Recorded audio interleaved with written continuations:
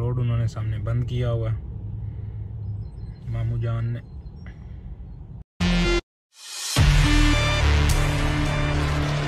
अस्सलाम वालेकुम, welcome to another vlog. उम्मीद करते हैं सब भाई ठीक होंगे। अल्लाह ताला की ज़ात आपको इसी तरह सदा खुश खुरम आबाद रखे। आज का व्लॉग चाय से स्टार्ट करेंगे। बिस्मिल्लाहि तवक्कलतु अलाल्लाहि ला हौला वला कुव्वता इल्ला बिल्लाहिल अलिय्यिल अज़ीम। अल्लाह ताला की ज़ात हर मुश्किल परेशानी मुसीबत से बचाए, अपने हिफ्ज़ ईमान में रखें। तो निकलते हैं जी काम पे, गाड़ी बस आने वाली है, बस चाय पी के काम पे निकलते हैं। फिर आपके साथ कुछ इंपॉर्टेंट चीज़ें शेयर करते हैं। व्लॉग पूरा देखिएगा एंड तक। और यार कुछ लोग व्लॉग ना देख जाते हैं लेकिन सब्सक्राइब नहीं करते, प्लीज़ सब्सक्राइब किया करें लाजमी।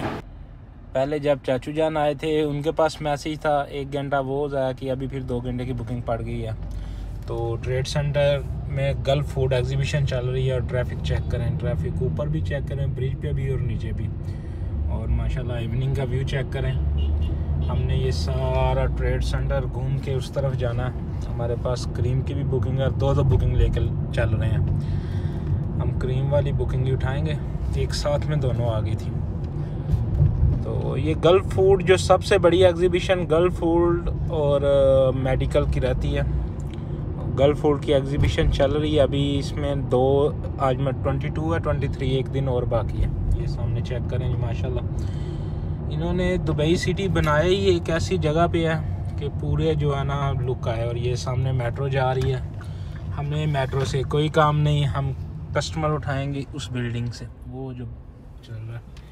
ये देखें, ये असल में वर्ल्ड ट्रेड सेंटर की बिल्डिंग है। आपको पूरी लुक ये जो सामने वाइट वाली बिल्डिंग है ना, ये ट्रेड सेंटर की बिल्डिंग है। ये सामने उन्होंने देखे मैप भी बनाया हुआ है, वो अपने शेख साहब ने अपना विजन दिया हुआ है। इसमें ऐसे दुबई इंशाल्लाह वो बनाएंगे, थोड़े और दिनों या सालों तक कर लें। ये सामने देखें, ये एमरेट्स ईटी सलात की बिल्डिंग है। ये भी पुरानी एक ईटी सलात की बिल्डिंग और ये ट्रेड सेंटर, ये 2 ही पुरानी। जब ये एक सिंगल रोड होता था ना जैसे पाकिस्तान में, तब की ये बिल्डिंग है। ये उन्होंने पुरानी रखी हुई है। तो बहुत बिजी चल रहा है ट्रेड सेंटर। असल में कस्टमर तो होता है लेकिन ट्रेड सेंटर में जाने का और निकलने का ट्रैफिक बहुत ज़्यादा। ये देखें जी, हम अभी इधर जाएंगे। ये शेख साहब ने अपना एक विजन दिया हुआ है। पेडिस्ट्रियन क्रॉसिंग को हमेशा इनको बचाना चाहिए, लेकिन हम ये सारी ट्रैफिक ट्रेड सेंटर की है, लेकिन हम ये ट्रैफिक भी अवॉइड कर जाएंगे क्योंकि हमारे पास बुकिंग इस तरफ की है। तो हम ये सब अवॉइड करते कराते जाएंगे। फंसेंगे ट्रैफिक में ज़रूर, लेकिन थोड़ा सा कम, क्योंकि उधर से आने की ट्रैफिक है, जाने की बहुत कम है। आने की ये देखे पूरी लाइनें लगी हुई हैं। चलें खैर, जब समुंदर पार करना हो तो फिर वो उसकी गहराई नहीं नापी जाती। कस्टमर तो उठाना ही उठाना है ना, फिर चाहे जैसे भी उठाएं। ट्रैफिक फुल चल रही है उधर से आने की, लेकिन मेरे पास ऑप्शन बी है। ऑप्शन बी यूज़ करेंगे अगर हो गई तो।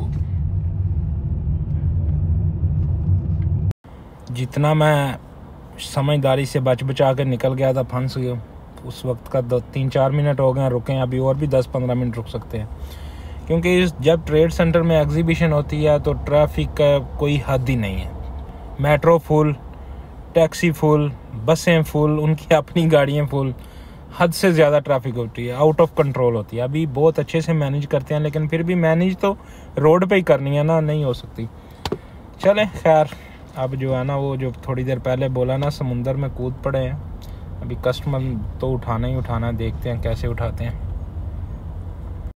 उमैर भाई ने एक चीज़ पूछी थी कि दुबई के अंदर हमें कितने किलोमीटर की राइड मिलती है। तो भाई दुबई के अंदर मतलब मैक्सिमम 50-60 किलोमीटर भी बन जाता है, लेकिन अल्हम्दुलिल्लाह दुबई के अंदर ही टारगेट हो जाता है। अगर शारजा बिल्कुल दुबई के पास है, दुबई के साथ है, तो ये डिपेंड करता है आपको मतलब दुबई के किस एरिए से शारजा का कस्टमर मिलता है, तो फिर उस हिसाब से बनेंगे।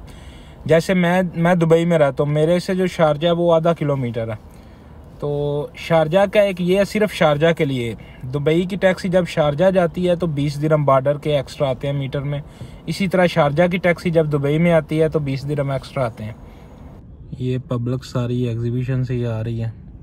सामने रोड बंद किया, मेरे पास बुकिंग थी तो अभी बुकिंग कैंसिल करनी पड़ेगी। भाई साहब कह रहे हैं मैं मेन रोड पे करूँ, अभी मेन रोड पे कैसे आ जाए, रोड उन्होंने सामने बंद किया हुआ है मामू जान ने। मैं बड़ा समझदार बन के इधर शॉर्टकट मार के आ रहा था जिधर का कस्टमर है। तो आगे से रोड बंद किया हुआ मामू जान ने। अभी कस्टमर कह रहा है आप उधर ही वेट करो, मैं आता हूँ, तो मैं उधर ही वो वेट कर रहा हूँ। अभी देखते हैं कस्टमर आता है कि नहीं। ट्रेड सेंटर ज़लीलो ख्वार होने के बाद अभी एक कस्टमर अच्छा मिल गया था। टाइम हो गया तकरीबन 8 बज गए हैं। अभी थोड़ी सी रेस्ट की है, चाय पीने आया था, लेकिन इनके पास वो चाय नहीं जो मैं पीता हूँ। कड़क चाय है, कड़क नहीं सही, लिप्टन इज़ द बेस्ट। तो अभी थोड़ी ब्रेक करेंगे, फिर चलते हैं अगली मंजिल की तरफ।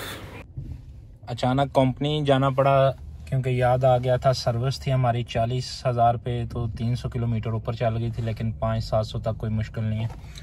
तो अभी सर्विस करवा के, क्विक सर्विस जो है ना 10-15-20 मिनट में हो जाती है। तो वापस आए हैं तो टर्मिनल 1 वालों ने बुला लिया है, बोले जी इधर से वेलकम करते हैं आपका। ट्रैफिक बहुत ज़्यादा बिजी एयरपोर्ट है, क्योंकि वो मैसेज भी कर रहे हैं कि कोई दूसरा रोड यूज़ करके एयरपोर्ट पे, और ट्रैफिक ज़्यादा बिजी एयरपोर्ट है ड्यू टू ये जो है ना गल्फ फूड लगा है एग्जीबिशन, उसकी वजह से। खैर देखते हैं इधर से, जैसे इधर बुकिंग आ जाती है ये ऑफलाइन, करीम ऑफलाइन हो जाती है।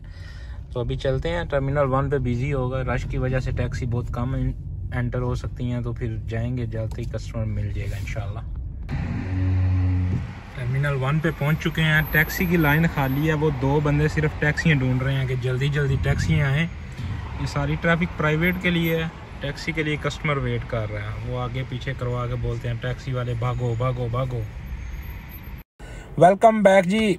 कल वाला व्लॉग ही कंटिन्यू करेंगे। रात को मैं घर चला गया था, नींद आई हुई थी, सो गया था, और उसके बाद एक छोटा सा ज़रूरी काम था, सुबह उठ के उधर गया था। वो 1-2 दिन बाद आपको बताएंगे क्या काम था, ज़रूरी काम था। अभी गाड़ी मेरी हो गया चेंज। गाड़ी जो है ना अभी हल्ला में चले गए हैं। पहले सोनाटा थी, अभी फिर कैमरिया आ गई है।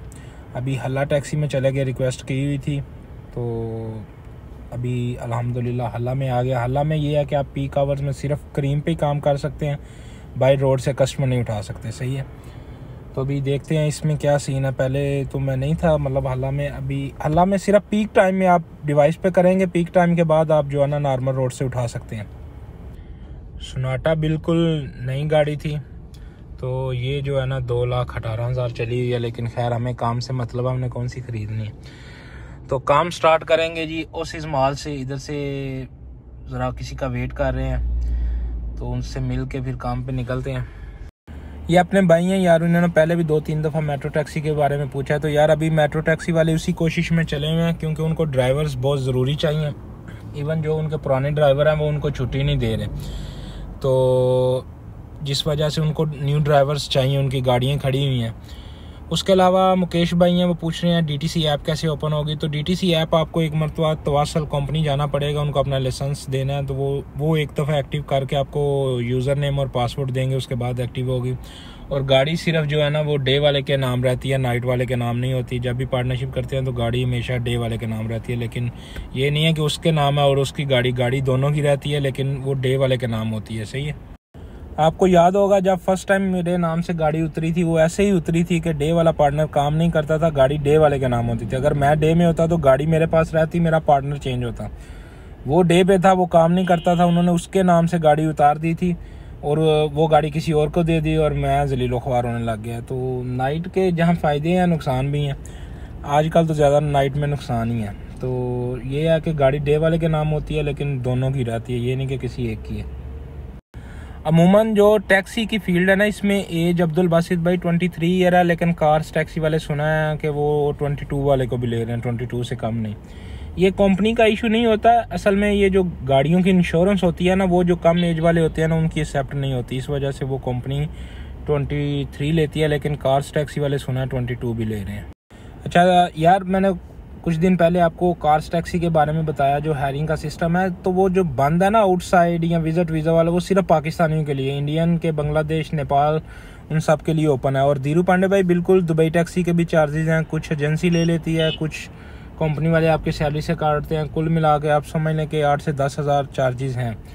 और उसके बाद ये अशर भाई हैं लाहौर से, वो बोल रहे हैं जी शारजा टैक्सी का ऐड देखा। यार मुझे कुछ आइडिया नहीं है, मैं कुछ आपको मिस गाइड नहीं करूँगा। एक भाई ने आपके नीचे कमेंट किया है कि आप उनसे रब्ता कर सकते हैं, बिल्कुल आप उनसे मालूमात ले सकते हैं।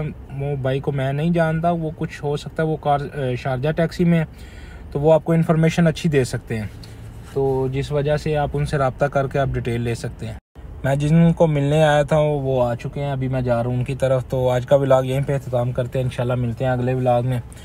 अगले व्लॉग तक दें इजाज़त, दुआओं में याद रखिएगा, अपना ख्याल रखिएगा। व्लॉग पसंद आया तो लाइक कमेंट्स और शेयर बिल्कुल भी करना नहीं भूलना, सही है। अगर नहीं पसंद आया तो फिर भी लाइक करें यार मेरे लिए।